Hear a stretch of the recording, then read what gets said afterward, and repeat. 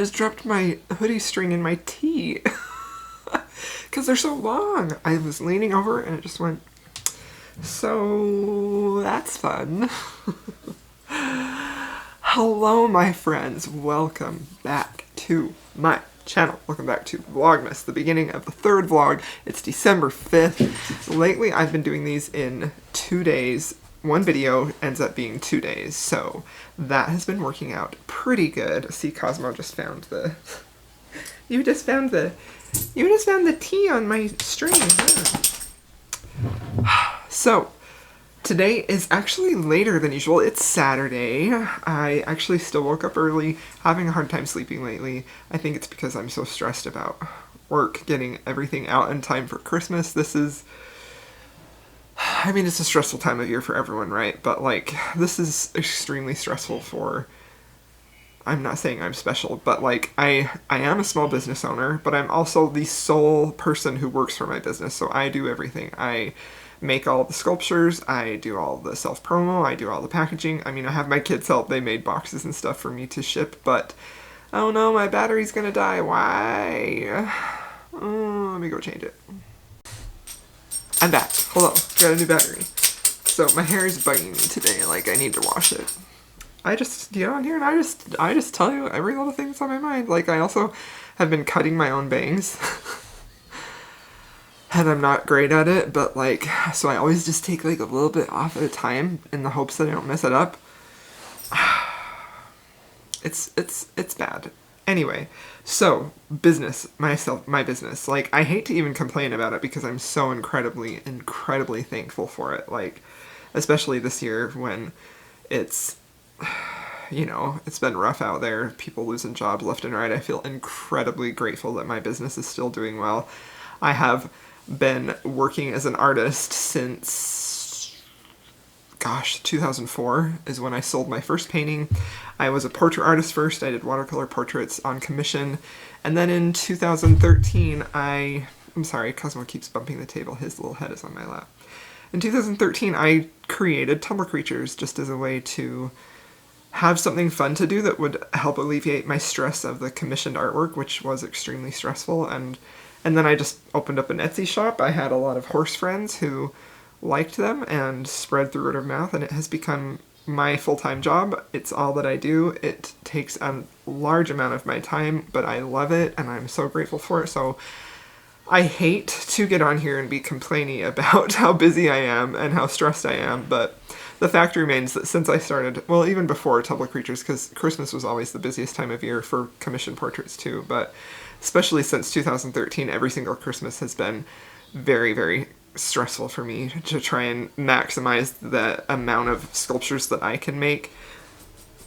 And I recognize that part of the thing that is special about Tumblr Creatures is that I make them myself, that it's not like factory made, you know, I make each one individually for each person. Anyway, this is a book channel, not an art business channel, but I have had a few questions about that and what I do, so I thought I would talk a little bit about it. And we are daily vlogging, and that is a huge part of my life right now. I literally spend at least 12 or 13 hours a day making them right now. That's not how it always is, but usually from Thanksgiving to probably December 15th is just a freaking sprint to get as many done as possible and as many out at a time.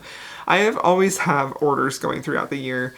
I make sculptures, some that I just make individually and put in my shop as, you know, they're available now.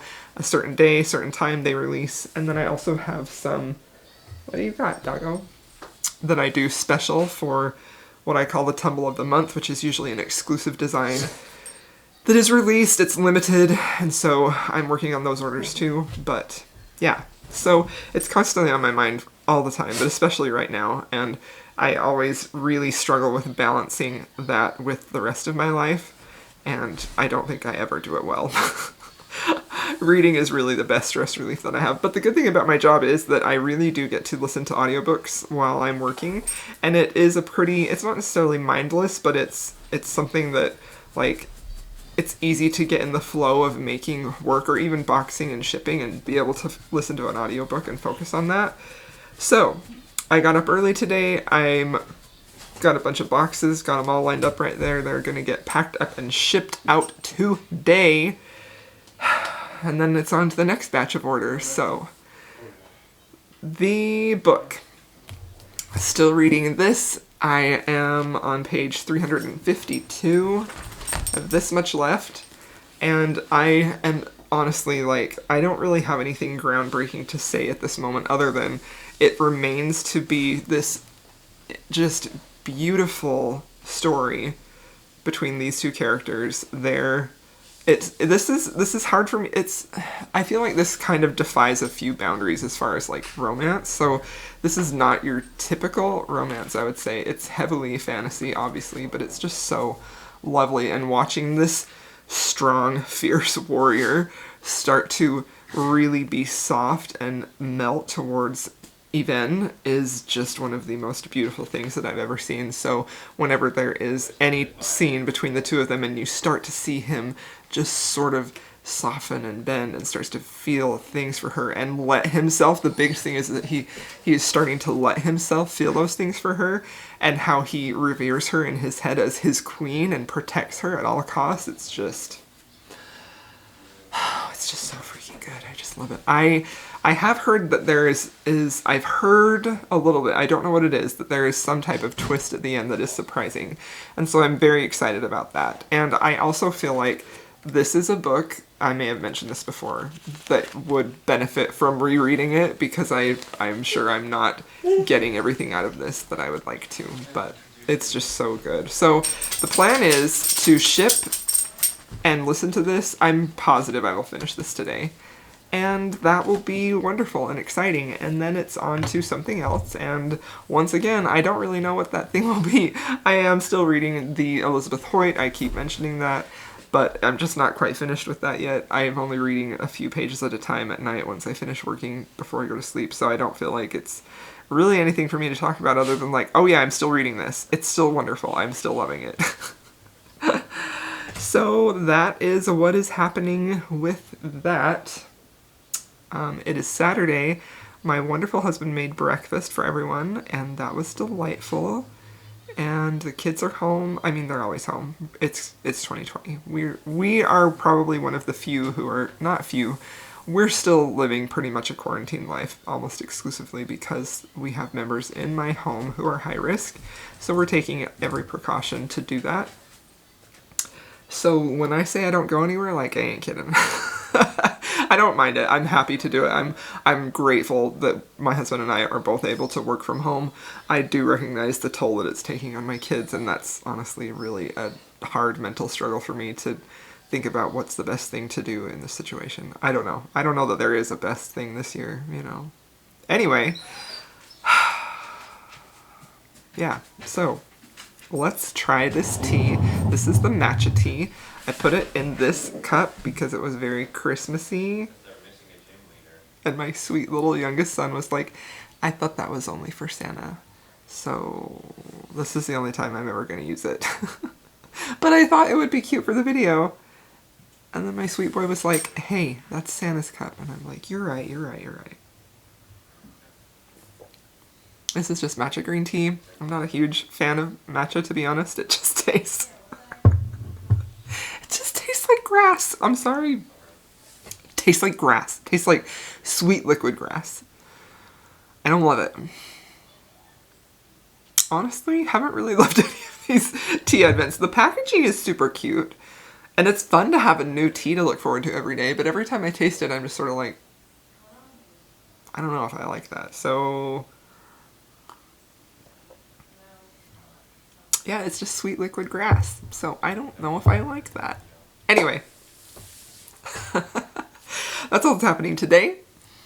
Thanks for checking in and watching. I hope you're having a lovely December. We haven't gotten snow yet. I live in Utah, known for skiing, and we don't have any snow. We've had like a little tiny bit of dusting of snow, but we haven't had a big snow yet, and I want it to snow. If it's gonna be cold, we may as well have snow. Am I right? I'm right. You know I'm right. See you later. This is what I use to package them. It's just polyfill. I have these little boxes, and I stuff it with that fluff. There's the gang, ready to fly to new homes. And then I put them in a bigger box to ship them. This video I'm working on, let's see if I can get it on the camera. No, it's not gonna work. Is me reading 1-star reviews of my favorite books of the year. So hopefully that will be up Monday. That'll probably be up before you see this vlog. Maybe. This stack of books is where I keep the tumbles when they're done so Cosmo doesn't eat them. And look, there's glitter on top of them from the candy cane unicorns and dog hair, but shh, don't mind that. Back to work.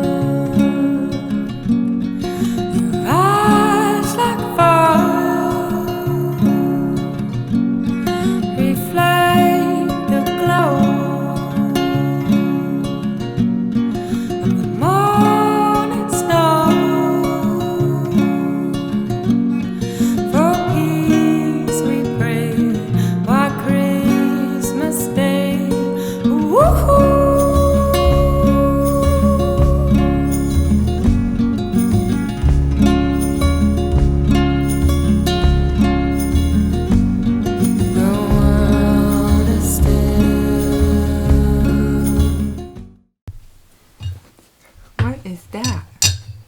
You can't have that. No. Hello, my friends. Welcome back to another vlog. It's December 6th. This month is flying by. Am I right?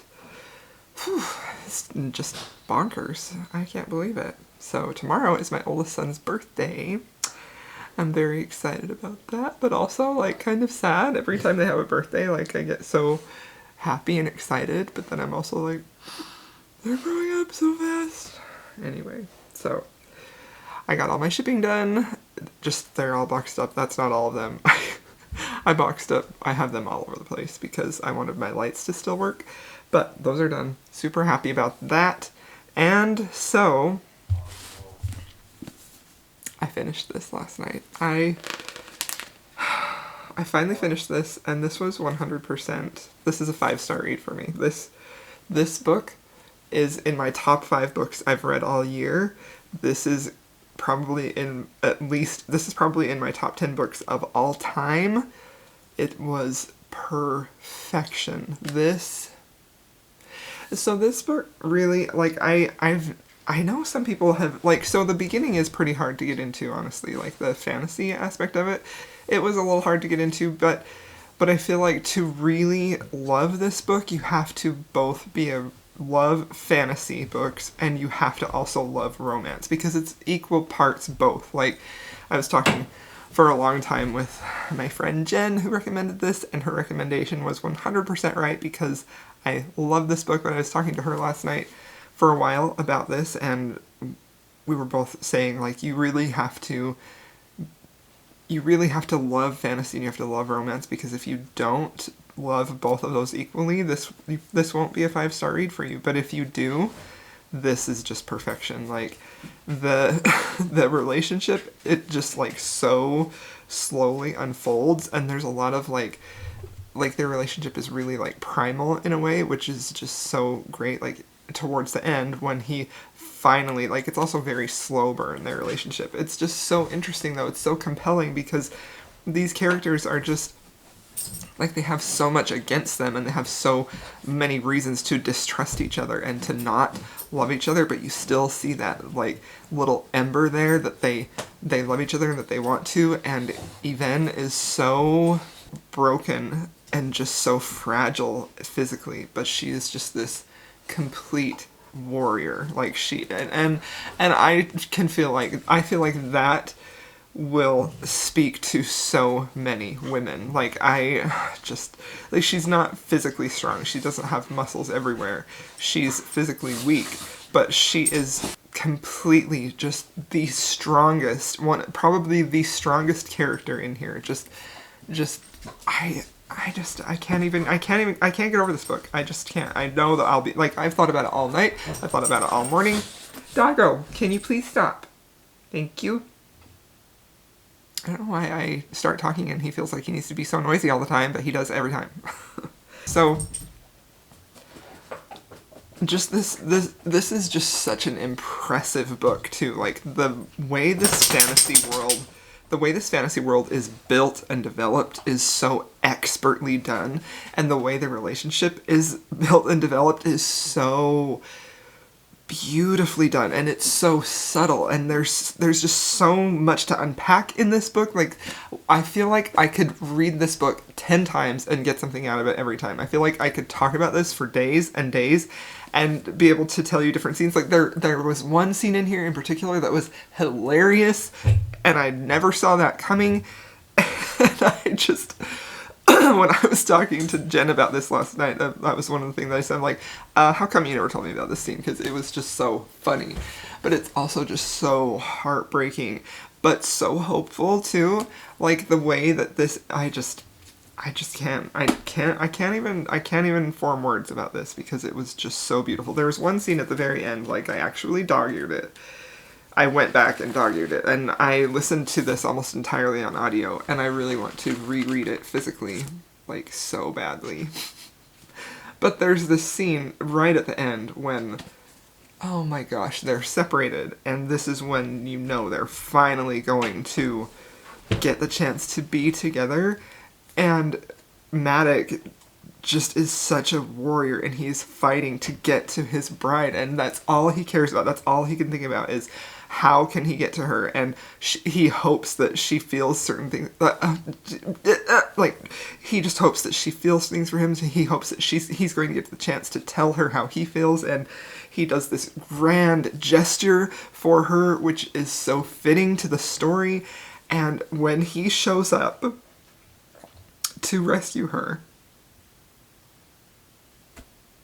and she was doubting, you know, like she had a lot of doubt about his motives and what was going to happen, and when he realizes the doubt that she has about his feelings for her, it just devastates him, and it was so just beautiful. And honestly, like this, you get to see so many of their vulnerabilities. Like this book was just so good. Like, and honestly, let's take a minute, shall we, and let's celebrate the fact that have we ever seen a fantasy of this scope combined with a romance of the same caliber that we're used to reading in romance novels? Have we ever seen that done?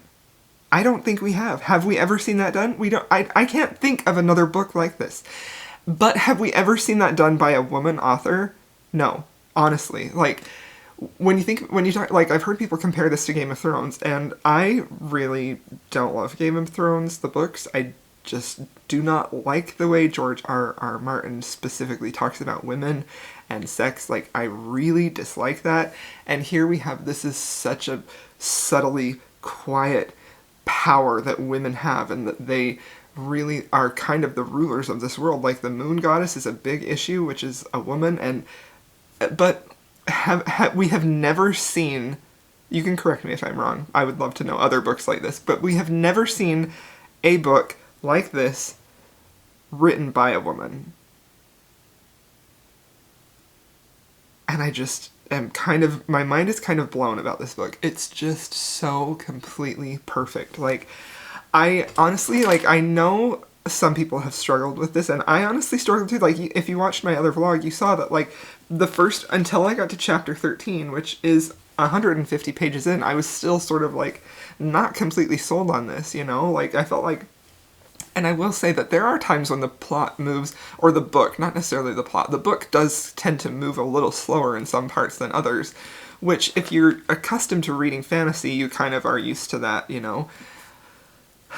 But it's just, you guys, like, I cannot get over how beautiful the relationship in this was. I cannot get over how grand and deep the fantasy world was developed. I cannot get over the smart political world of this. I can't get over these characters. Like, this, honestly, this is such a, this gives me, like, I I was trying to tell my husband this last night, and I was like, that's one of the most best books I've ever read. Like, I just felt like I had to tell everyone about it because it was just outstanding.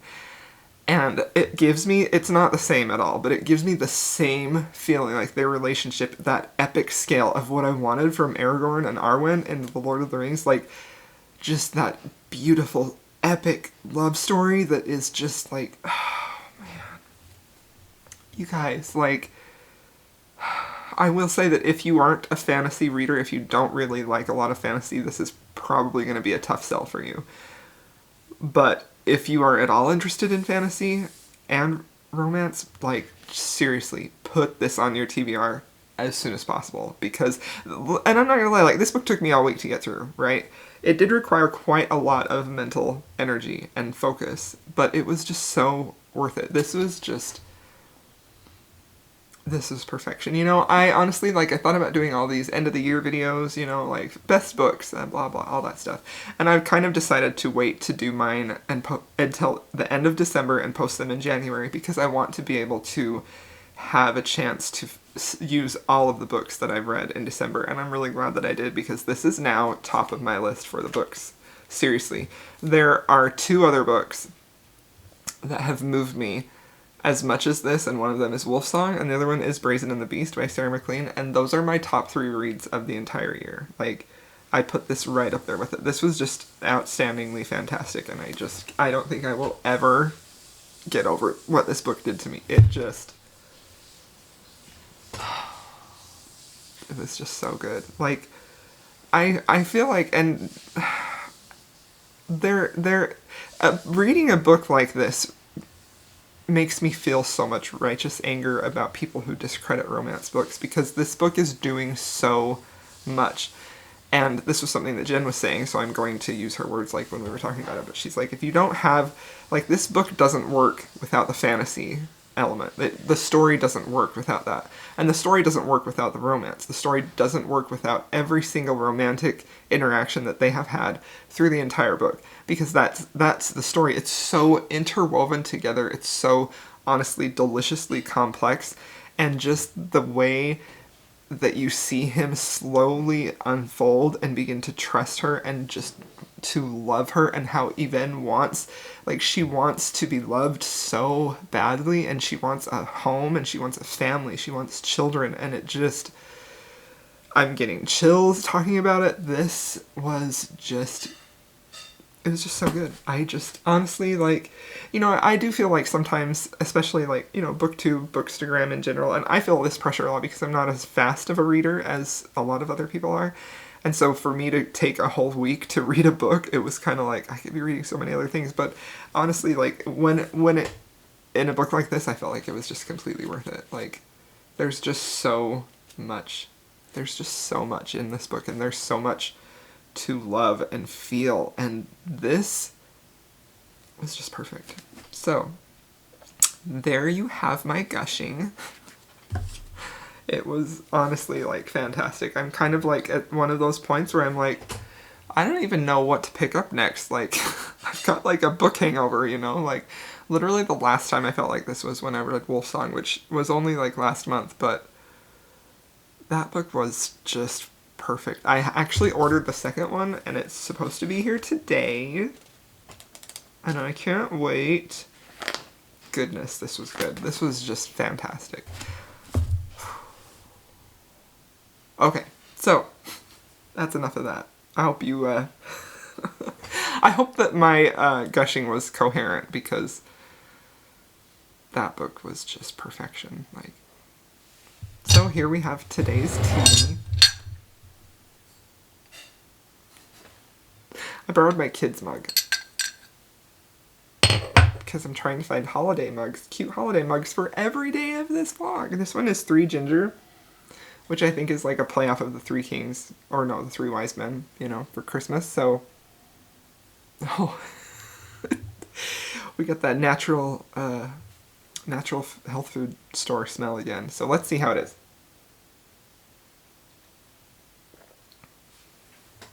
It's good. It's good. It kind of tastes a little lemony, like it's got a lemon ginger scent taste. It's good. I like it. It's good. It's not like a bad one. I feel like all of these teas are just so kind of like unique and special, like specialty flavors, that it's not necessarily, I don't know, necessarily something I actually could see myself drinking this regularly. It's pretty good. It's pretty tasty. It's very, I think this would be really soothing, like if you were sick, you know? Okay, that is all I have to say for right now. I am not working today. Sundays are my day off. Just waiting for my packages to get picked up tomorrow. So I'm literally, all I'm doing today is just going to lay around and read. So that's it. I'll check in with you guys later. Hello, my friends. I just realized I did not update you on the next book I want to read. So I decided I wanted to just pick up this, The Prince of Broadway by Joanna Shupe. This is the second book in her Uptown Girls series. I did read The Rogue of Fifth Avenue a few months back, and I did like it. I gave it 4 stars. It was not a 5-star read for me, but I love Joanna Shupe. I love so many of her books, and I've just been wanting to read this because I hear Florence is amazing. And look, I have my purple hoodie on from Hello Lovely Box, the mood reader one, and this book is purple, and my bookmark is purple too. Matchy matchy. Anyway, this book, I lost my place to show you the bookmark. Darn it. So this follows Florence, who is an uptown girl. She's very privileged, rich, wealthy family in New York. This is a Gilded Age historical, which is pretty fun. And she is the sister to the heroine in the first book. So Mamie was in the first book. This one has Florence, and it opens out where she is going to a casino, like an underground casino that is like posh, and all of the upper class men go there and spend a lot of money. She goes there. The casino owner finds her, brings her in for questioning because she's been there a few days. Women are not allowed. And she proposes that he teach her how to open and run a casino if she pays him $100 an hour. And he's instantly attracted to her and is very interested in her.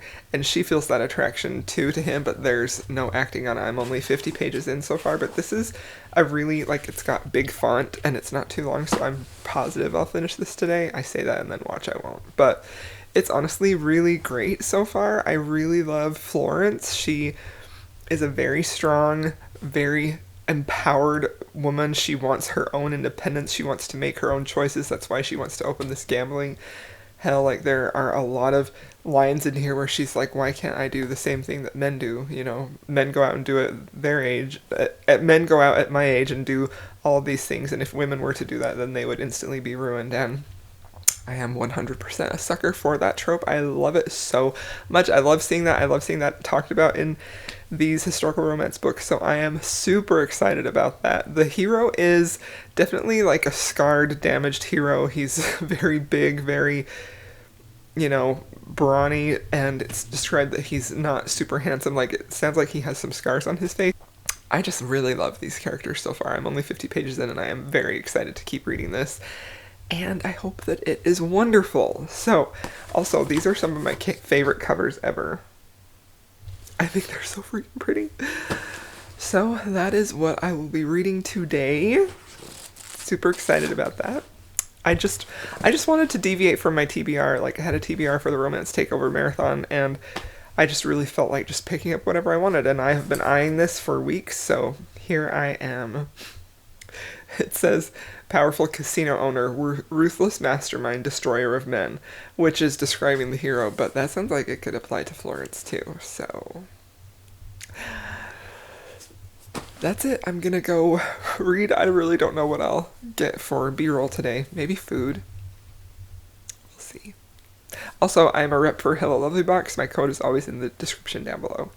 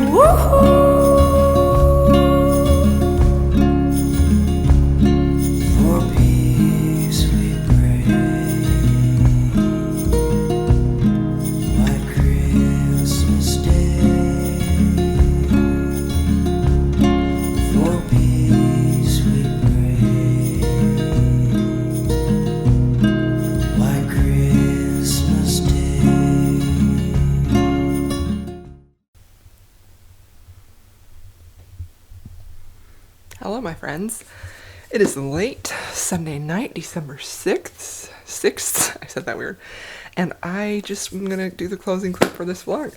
I read a little bit more in The Prince of Broadway. I've only read about 2 more chapters in this, but it's still just so good. Like, I am continuously impressed at how tight Joanna's plots are. Like, she does a wonderful job of creating really tight, fast-paced plots that you want to keep reading, and there's a lot of sexual tension in this already that is very, very delicious, and there's an underlying, like, a thread of something that is going to happen that's going to have a big impact later on in the romantic relationship. And so far, I am a huge fan of this. I am very much intrigued, and I really hope that it continues that I continue to love it this much, because I have felt like that with a lot of Joanna's other books, and some of them I have continued to love, but some of them have kind of let me down a little bit here or there with specifically the romantic relationship. So I'm really, really interested in this one. I'm really loving it. It's very fast paced, just kind of want to keep reading it. I did take a break today, just hung out with my family,